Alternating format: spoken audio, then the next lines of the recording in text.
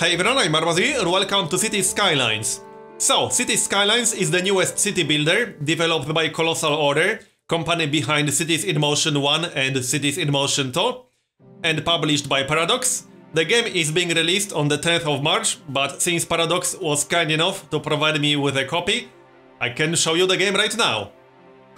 So, I already played the game a bit, mostly to see how the game actually works, to familiarize myself with the controls, but I will mostly be exploring the game as I play in this series. Now, before I actually go into the game, I will say that the game has full mod support, full Steam Workshop support, and it actually has tools, such as the map editor and asset editor, so I'm sure we can expect a lot of that on the Steam Workshop in the very near future. There are 9 maps in the game right now, and we can see some basic information about them right here. We can see how much water there is, we can see what percentage of the map is suitable for building, ranging from 80 or so percent down to 58. I do believe this map has the smallest usable area at 58%.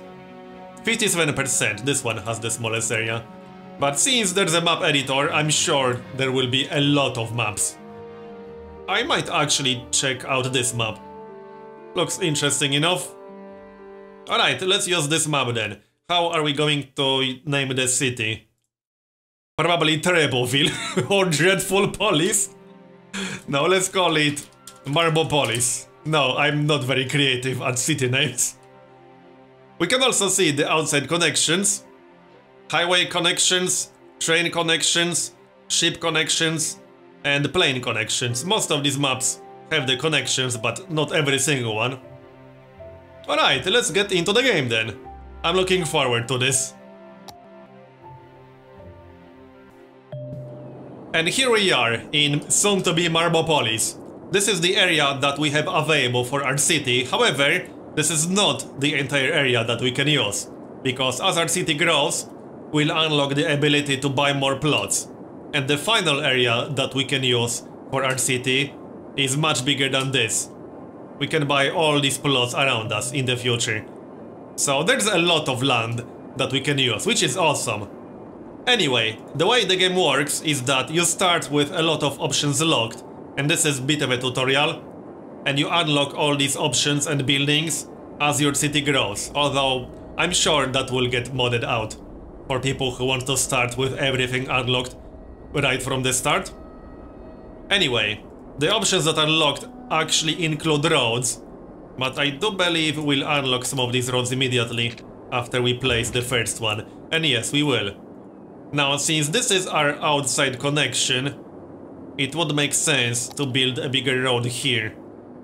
I think a 4-lane road is enough, but we could build a 6-lane road if we wanted to. It would be more expensive, but this area will see quite a lot of traffic in the future as our city expands. Let's get a 4-lane road. Alright. We'll build it a little bit more. Okay, now we need some residential zones, obviously. We can't use high density residential zone because that's locked. Also, the things that we will unlock can be seen right here. These are the milestones. Our first milestone is Little Hamlet at 460 population, and that will unlock taxes, loans, garbage, healthcare, and education. Let's see then. We need some residential zones first. We will also need a power plant, which has to be connected to a road. And we'll need an industrial zone, preferably a little bit away from the residential zone. We can do something like this, and that's better. We can build curved roads, like so. There are tools available for that. So we could do it like this. We could use another tool, like this, and build a road like that. And this is a tool that would allow us to upgrade roads. So I could upgrade my 4-lane road in the future if I want to. But I won't be doing that right now. We can also toggle snapping if we don't actually want to use that.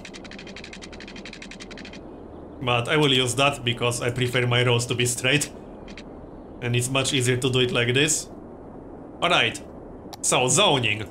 Zoning is pretty simple. We just pick a zone, let's say a residential zone, and we can use one of these tools. So there's a fill tool, which we can use, just click this and zone everything and remove it with right click. We can use a marquee tool, which allows us to zone square by square, like that, if we need some precision. And we can use small brush or a large brush, like this. And these are the basic zoning tools. Now I'll probably get some commercial zones right here, but let's get residential zones first. Just some very basic residential zones for now, but more roads. Now, I would like this to be filled with residential. Okay, that's nice. Now, if we do it like this, it should be perfect. Very nice. I really like that you can see the indication of how far the zones will go when you start building a road. These are the lines that we can see. So if you want to use all the available space, it's very easy to do that. You just need to do something like this. It's very simple. I like that. Okay, this should go like that. And like that. And... well, this was a little bit less perfect, but it's still fine. It won't be 100% symmetrical. I told you, this is going to be Terribleville or Dreadful Police. Anyway, this is enough roads for now. We'll get some residential areas. So these will be residential areas. We can get some commercial zones, like this.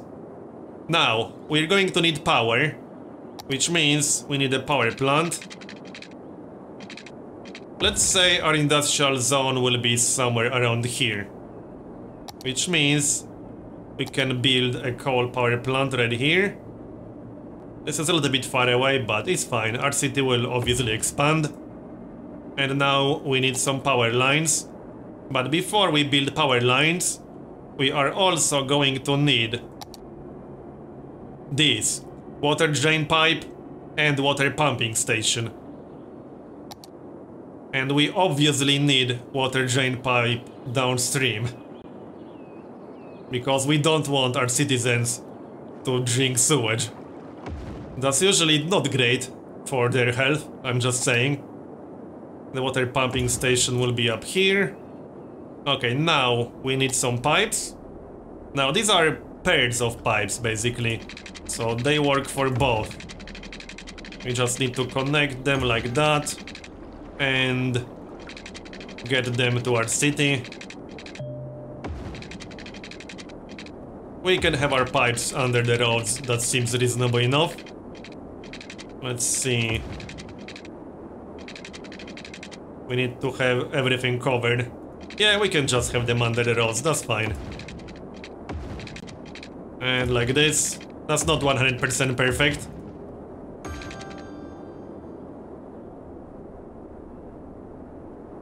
But this will do for now. Alright, now we need the power lines.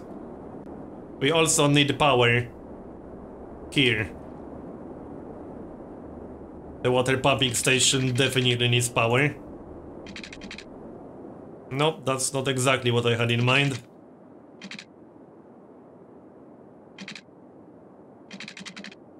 This should be fine. Yes, like this. Okay then. We'll just drag it all the way. Like so.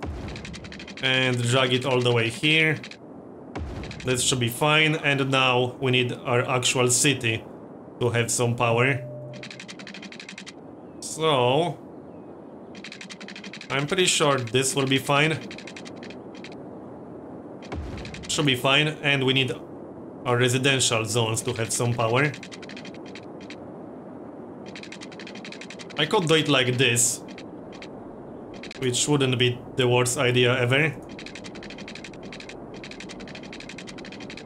Yep, we can just drag it all the way through the residential zone. Alright, we'll do that. And now we can unpause, speed the game up a little bit, and watch the citizens move in. There are some info views, which we can use, but we won't get a whole lot of information out of that just yet. But we can get some information. So, electricity, water. We also have happiness. A lot of these overlays are currently not active, because there's not much to see. We can see wind, in case we decide to use wind power. We can see road usage, and there's not much else we can use. There are some really interesting overlays. For example, there's pollution generated by, let's say, industry or coal power plants. However, there is also, maybe I can find it, noise pollution. Which one was that? Yep, this one, noise pollution. It's not actually active yet, but it will be. I actually really like that. I can't think of another city builder that uses noise pollution. But hey, this one does. And that's quite neat. And it's something you actually have to keep in mind. Another thing I really like, although we're getting a little bit ahead of ourselves here, is that you can assign districts in your city and tax them differently. So for example, if you have a district that has a lot of pollution because it's close to industry, you can lower the taxes specifically in that district. I actually really like that. We can also check our citizens out, see what's going on. We can check the cars, we can check the buildings, we can see what's going on here, how many people live here. We can see that they are uneducated. We should be hitting our first milestone reasonably soon. And yes, I know this hurts to look at a little bit.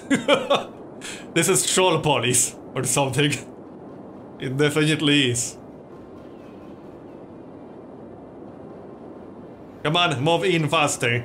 We also need some industry. That's definitely a good idea. Also, we need some more water here for our commercial zone. Alright, we'll have industry around the coal power plant.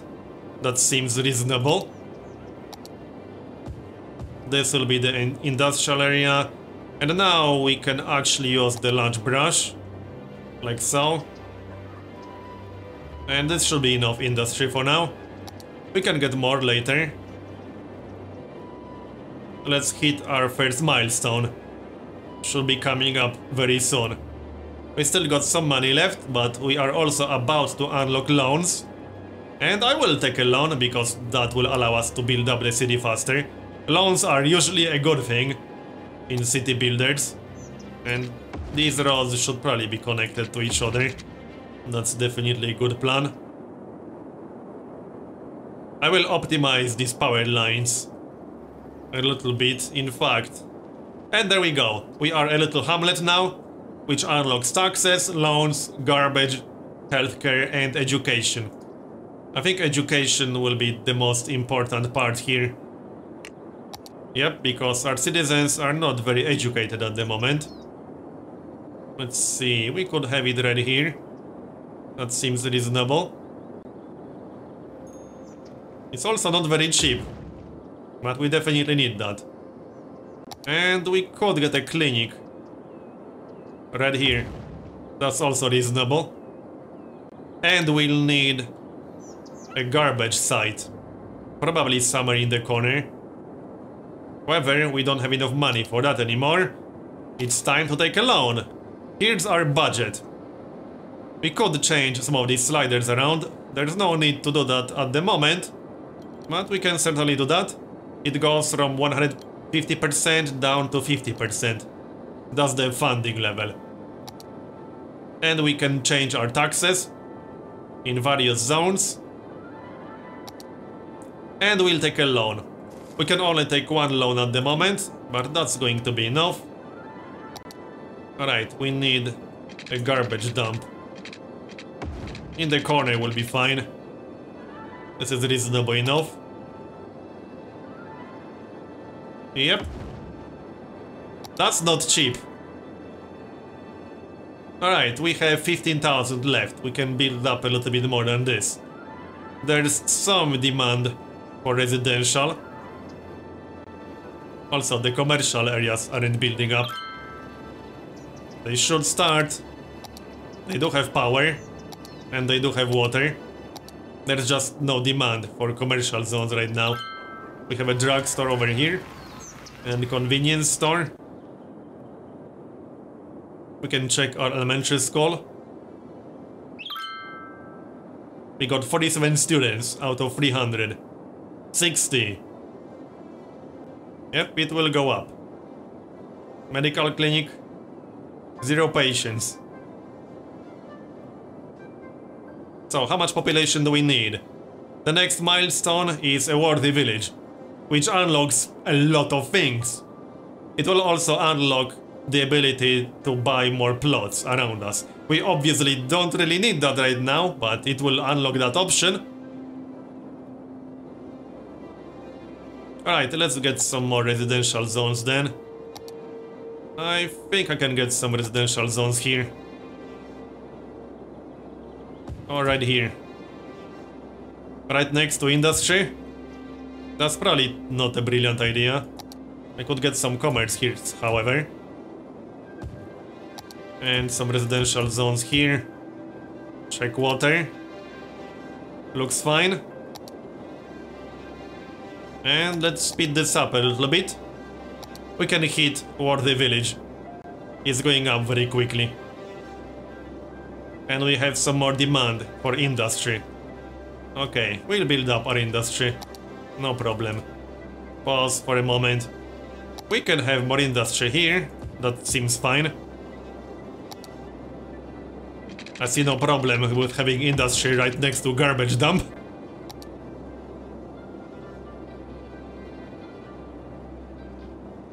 Now we can check the info views. And yep, noise pollution is available.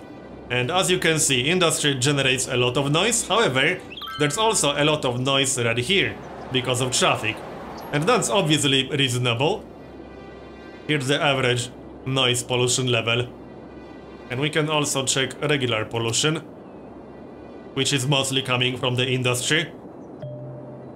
So that's a very different pollution view.